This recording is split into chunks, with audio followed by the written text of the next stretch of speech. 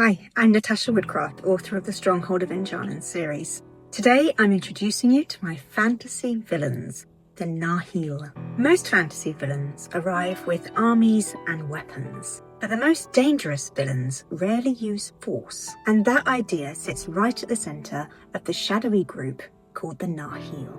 One of the earliest moments where the Nahil shape my story is in the opening paragraph. It happens very quietly. Because the Nahil have recently arrived in the world, when Shay hears a soft scurrying in the barn, his mind immediately jumps to the worst possible conclusion. It must be a Nahil. Of course, the reader soon discovers that that's preposterous. A Nahil wouldn't be seen dead, hiding in a straw stack in a barn. But Shay's fear tells us something important. The Nahil don't actually have to be there for people to fear them. Their reputation has already spread far enough that people expect them in the shadows. In storytelling, what a character believes might happen in the darkness is just as important as what's actually there. So, who are the Nahil? Well, I'm reluctant to tell you too much because their identity and backstory will unfold throughout the series.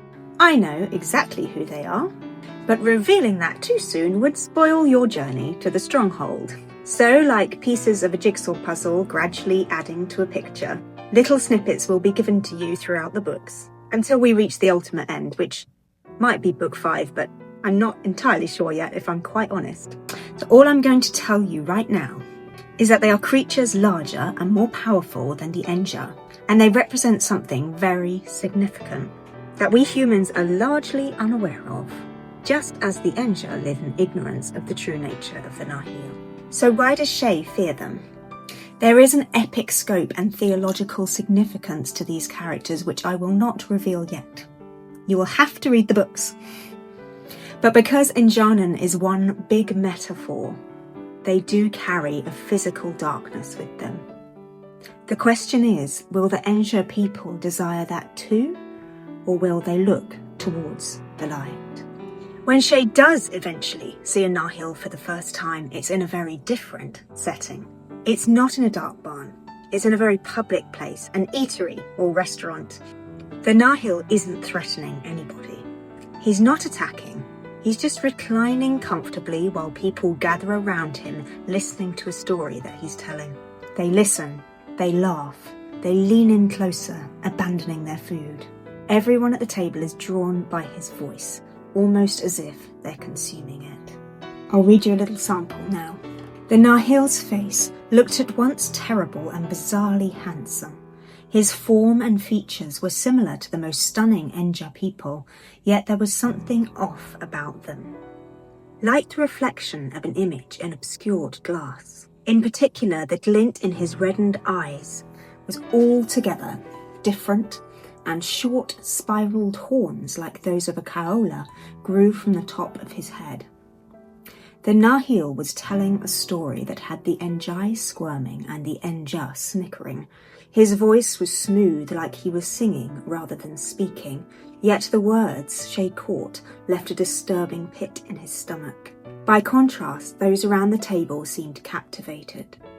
They leaned forwards into their plates, getting closer and closer to the Nahil, as if by doing so they might consume his voice rather than the food lying neglected before them. If you'd like to hear the full scene, I'll record it separately and post it here on the channel, and I'll link to it above. That scene gives us a glimpse of the Nahil's real power. Did you spot it?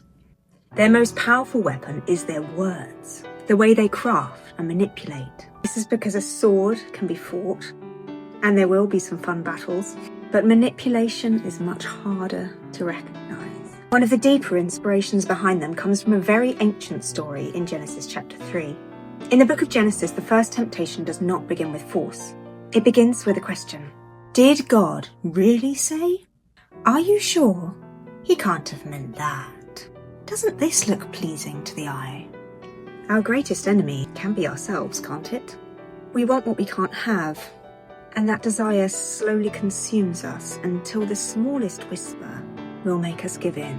In a later scene in the book, when Queen Alihana is speaking to the leader of the Nahil, she states that her people are hungry for what he can provide, as he very well knows. J.R.R. Tolkien used this idea so effectively in the characters of Saruman and Grima Wormtongue in The Lord of the Rings.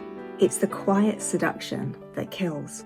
That theme feels really important to explore in fantasy, especially for young people who are learning to navigate a world with many conflicting voices. One of the reasons I've switched to writing fantasy from biblical fiction is that it allows us to explore serious ideas without becoming heavy-handed. Stories train what people call moral imagination. They help readers recognise patterns, the manipulative character, the half-truth, the moment that somebody is gently pushed towards a position. And once you start to recognise those patterns in stories, it can help you to recognise them in real life too. For teenagers, that's an especially powerful skill, because not every influence that arrives is an obvious threat. Sometimes it's a friendly voice that sounds persuasive. Sometimes the most important question we need to ask is this really true? So when people think about villains in fantasy, they often think about the big violent ones, and there will be a few dragons that sneak into my story, although of course they're not called dragons. But the villains that stay with us, the villains that are really powerful, they don't need armies, they don't need weapons, they use their words. Join me next time to learn more about Enjanan, my fantasy world, discovering what makes it unique and what things are more similar to our world today. Make sure you like and subscribe to get that video. So I'd love to hear your thoughts. What fantasy villains have stayed with you the most? The violent ones or the persuasive ones? And if you're a parent, what has helped your teenagers sort out truth from lies?